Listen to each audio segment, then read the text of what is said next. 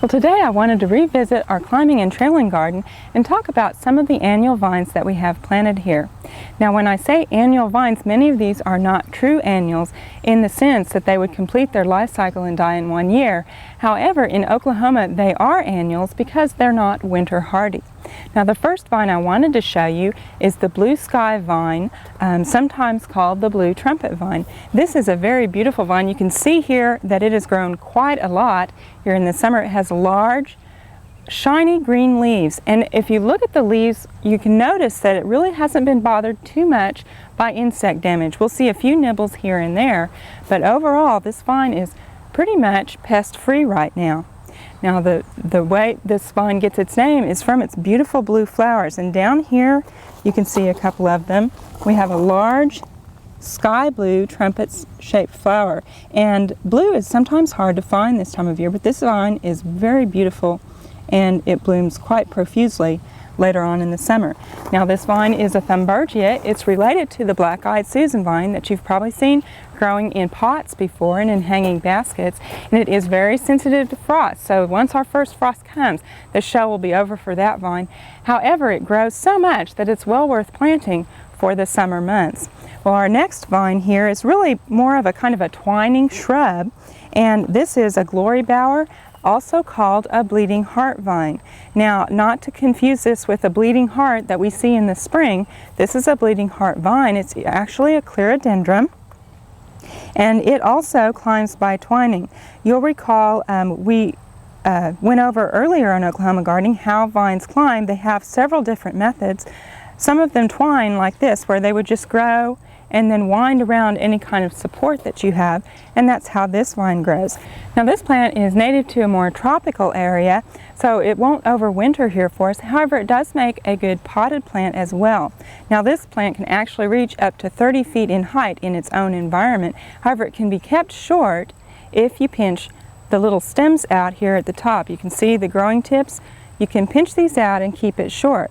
You can pot it up in some very well amended soil and fertilize it while it's blooming, and keep it in a sunny area in a window, say, that has bright filtered sunlight, or maybe you have a sheer curtain in front of it, and you should get blooms out of it through the spring and summer.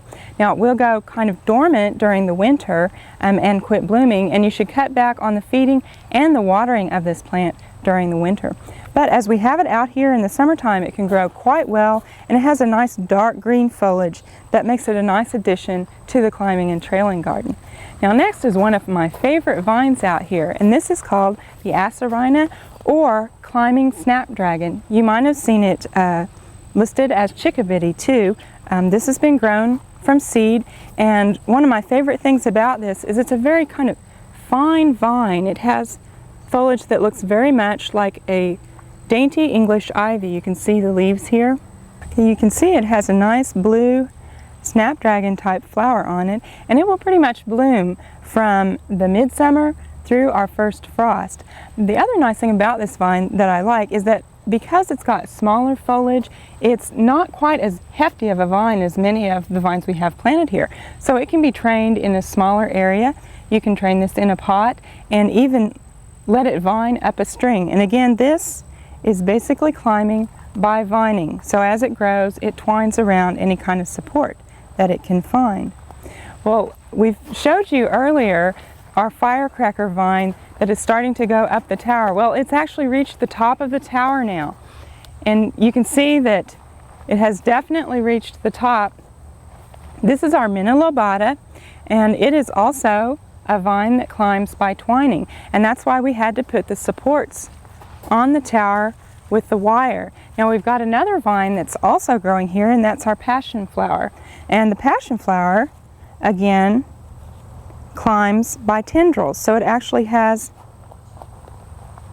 the tendrils here that will grab onto things. You can see how they grab onto other plants and each other, and also onto the wire. And so these are a wonderful method for the plants to climb. Now, I am talking about annual vines here. The passion flower in Oklahoma is not necessarily an annual. it actually will be killed back to the ground. However, it comes back up from the roots.